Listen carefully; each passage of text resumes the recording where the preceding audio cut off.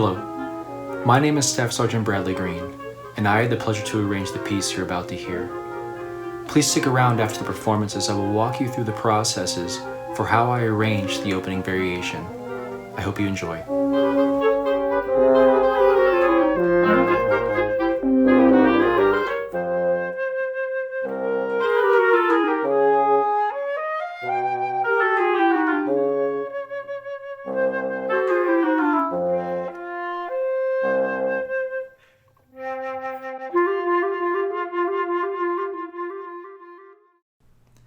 Today, I'm going to share with you a couple of techniques I use when arranging music for our amazing ensembles. Specifically, I'm going to use examples from an arrangement of Dona Nobis Pacem that I wrote for our woodwind quintet, Heritage Winds. The first section of 3, I took the original melody, which I'll play for you right now.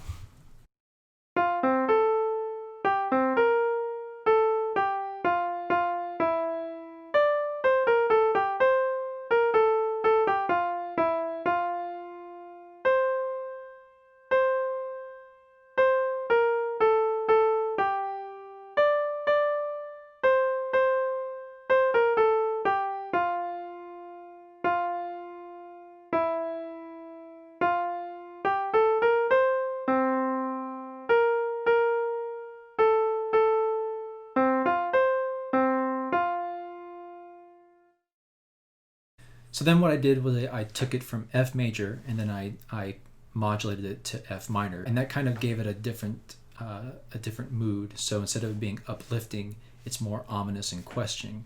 So the intention was to rewrite the question of the title, Dona Nobis Pacem, grant us peace, and by messing with the key, it already changes the overall mood of the title.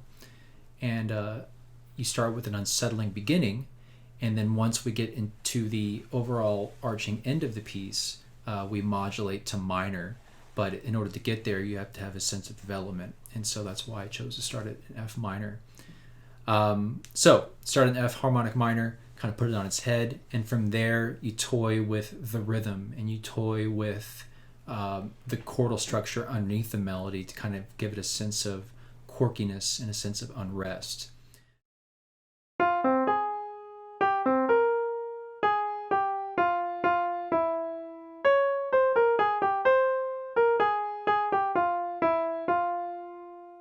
So now what I did was I toyed with the rhythm of the piece so that it has a hint of what it used to be, and in some ways it is. In some portions of the music, I just offset it so that instead of starting on beat 1, I moved to beat 2. And then some things I made it sound a little more chromatic, had to give it a little bit more motion, had to have a little bit more of a unsettling, slightly spooky at times idea behind it. So this is the idea, not only in a different key, but also a different rhythmic idea.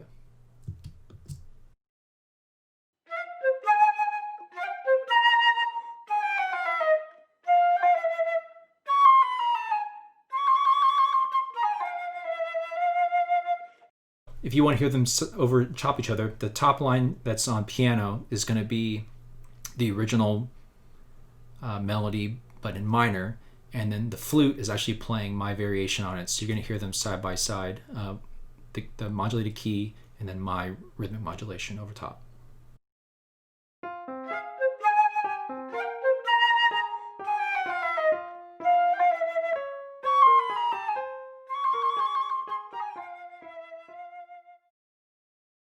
Now what I'm going to do is I'm going to show you and play for you what all 3 portions of the minor version sound like, and also overlap it with my rhythmic variation. You'll notice that what I just played will happen, and then the second phrase is very similar to what was originally written in minor, except that there are a couple little flourishes here and there. But then when we go to the third phrase, I'm going to offset the intervals a little bit so that it operates in moving intervals as opposed to being the same original notes, and then also offset the rhythms as well. So here's the entire melody with my variation over top.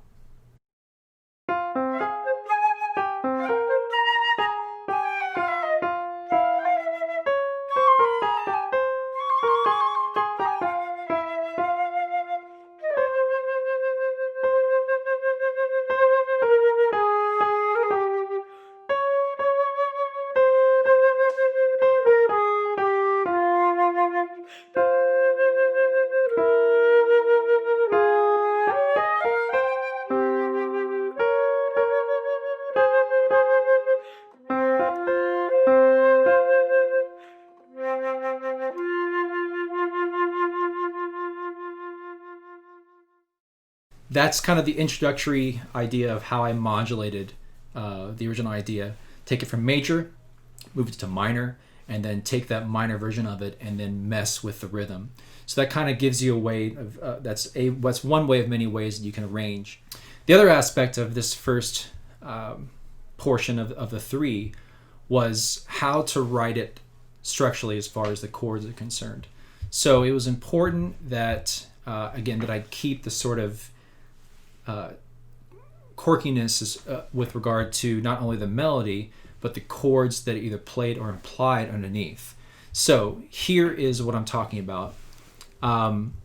Here is the melody that this would be the third phrase of the three.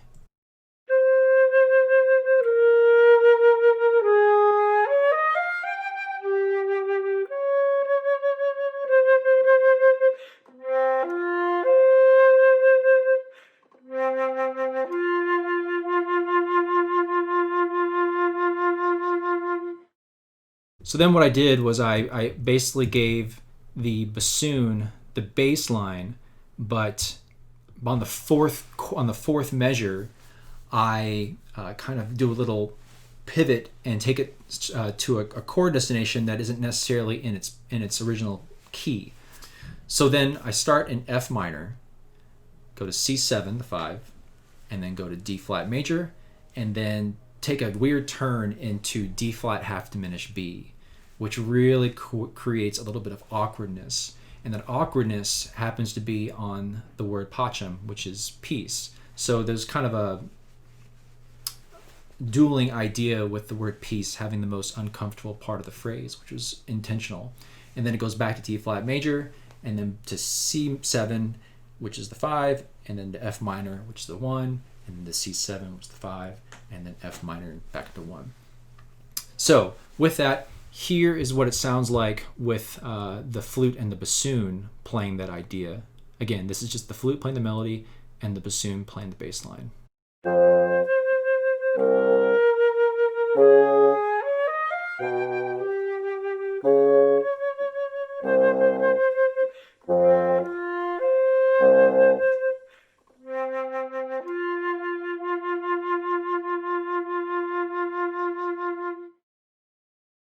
And just to kind of hammer home how that should sound harmonically, here's how it would sound if there was a piano playing like a little chordal aid underneath the two players.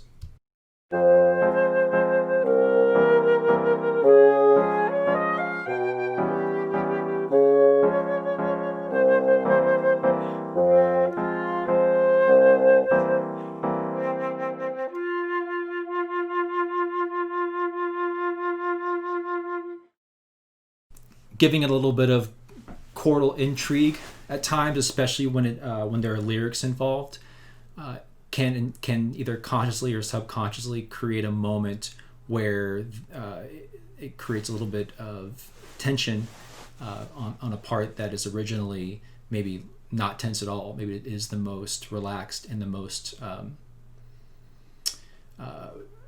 joyous. So sometimes doing the exact opposite creates a unique effect as well.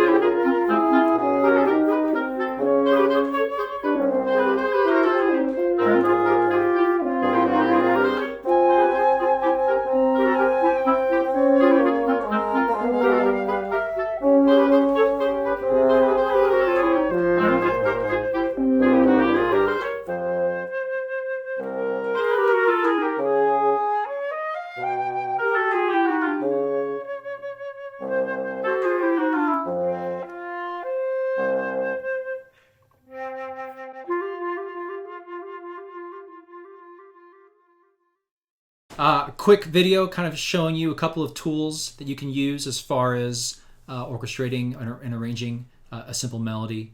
And yeah, that's it. I hope that you enjoyed it. I certainly enjoyed listening to my colleagues perform this piece. Every day is a wonderful day when you have musicians of that caliber. So thank you very much for your time, and I hope you have a wonderful day. Thank you.